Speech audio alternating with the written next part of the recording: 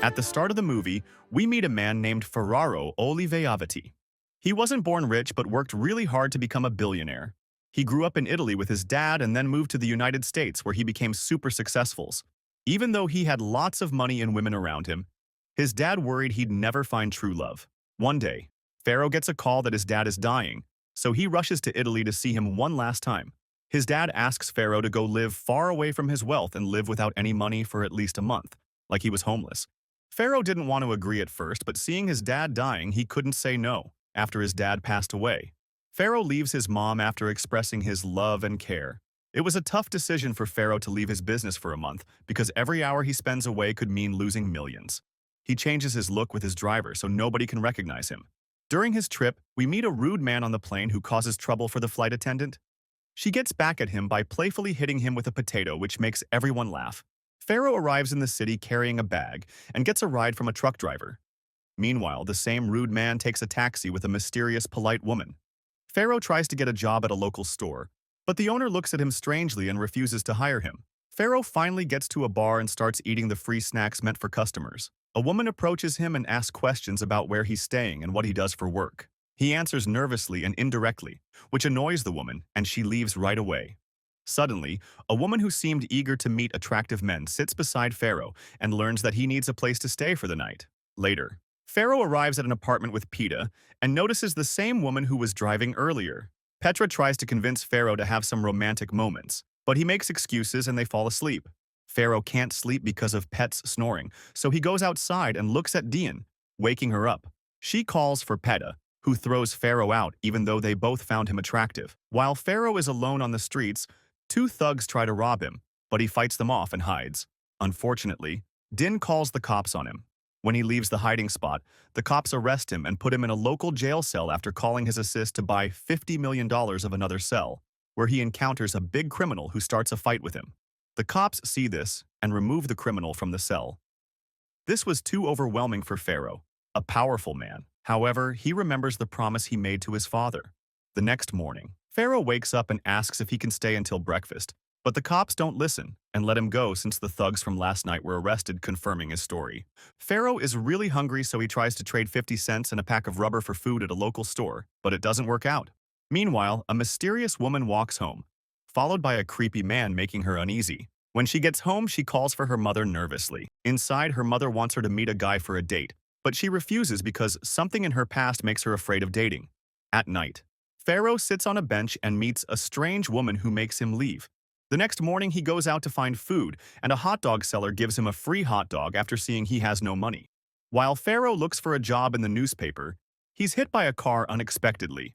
There, the guy listens to Pharaoh's story and decides to help him. He takes Pharaoh to his boss's house, who needed a driver. Inside, Pharaoh sees the boss and his wife arguing. The boss asks Pharaoh to sit and offers him $600 for task while his wife looks at with Des. Suddenly, their spoiled daughter shows up asking for $500, which the boss gives without hesitation. The rude man asks for Pharaoh's references and tells him to leave, but the wife hires him as a bartender for the night. That night, people treat Pharaoh badly, making things tough. He's also asked to take a drunk man home.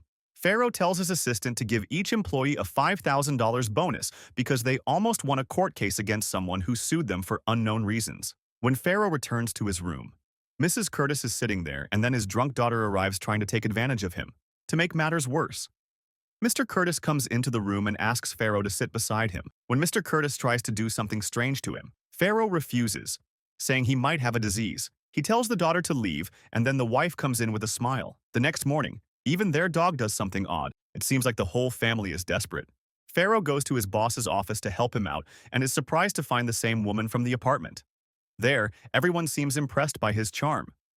Later, there are flowers on the woman's desk and she gets a call from the boss to meet him at his house.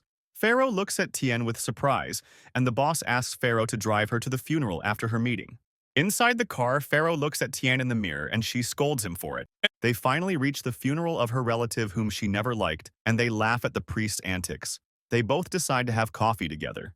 At first, the conversation doesn't go well, but Pharaoh makes it better by suggesting she should date someone since she told him her husband David died 9 years ago. They talk for about 2 hours and seem interested in each other. She also says she's been wanting to leave her job because her boss is mean. She offers to lend Pharaoh some money, but he refuses for obvious reasons before dropping her off at her parents' house. They kiss while her parents watch. They plan to go on a date the following Tuesday. Her parents aren't happy that she's dating just a regular driver. The next day, she goes on a date with Pharaoh while also working on her project because Mr. Curtis gave her extra work. A few days later, Mr. Curtis's daughter comes to the office, leading Mr. Curtis to call Pharaoh into his office and fire him, accusing him of something he didn't do. Din can't stand seeing Pharaoh insulted and angrily speaks out, shocking everyone. They leave the awful office and Din invites Pharaoh to have dinner with her parents, which he agrees to. When her parents hear the truth about what happened at Curtis's office, they become concerned and talk to her privately. They were worried about Pharaoh not having a job, but they didn't know he was a billionaire. During dinner, Pharaoh mentions he might move to California soon, which makes her parents feel a bit better. Later, they're seen enjoying ice cream together. She calls her friend and tells her about her relationship with Pharaoh, which surprises her friend. Pharaoh leaves Mr. Curtis's house and says goodbye to his wife. The next day, Din suggests they start their own agency with the money she saved over the years, but only if Pharaoh joins her as a partner. They discuss the business, and Curtis offers a great plan for the agency, which they agree to. Love is in the air. As they celebrate together, it seems like Pharaoh and Diane's dreams are coming true as they slowly fall deeper in love with each other. While they were heading back, Pharaoh told Din that he never met anyone like her before. Finally, they have romantic moments, but Din isn't feeling comfortable for some reason.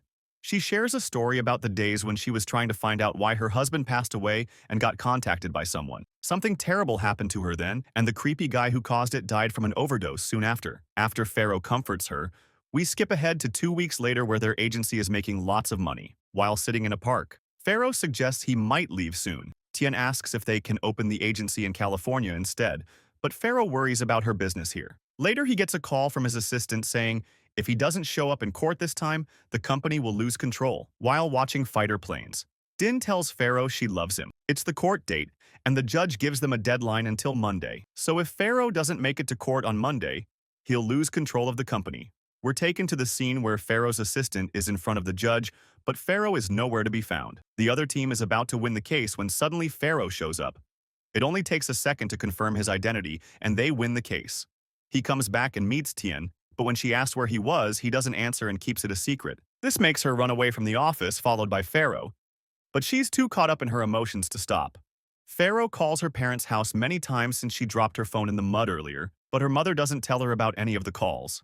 Finally, Diane returns to the office, but this time Pharaoh isn't there and it seems like he's gone for good. Meanwhile, the guy who helped Pharaoh get a job tells Mr. Curtis that he gave Pharaoh a check for $50,000 and that Pharaoh is a billionaire. Pharaoh talks to his mom about Diane, and she tells him to go see her after he tells her what's going on, but doesn't mention being super rich. They share a passionate kiss. Diane didn't want him to go and asked him to visit him in California. He then asked her to come with him, which made her dream come true. Finally, we see them heading to California, but Diane still doesn't know that Pharaoh is a billionaire. They finally arrive in California where Pharaoh's real driver picks them up. Diane looks very confused and soon he reveals the truth to her that he is Pharaoh Ivedi.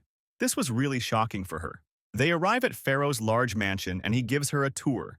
Dion says she'll be searching for a job, but billionaire Pharaoh has different ideas. He tells her he loves her and wants to make her his partner in everything just like she made him hers. Subscribe for more videos like this, enable notifications, and leave a like to support the channel.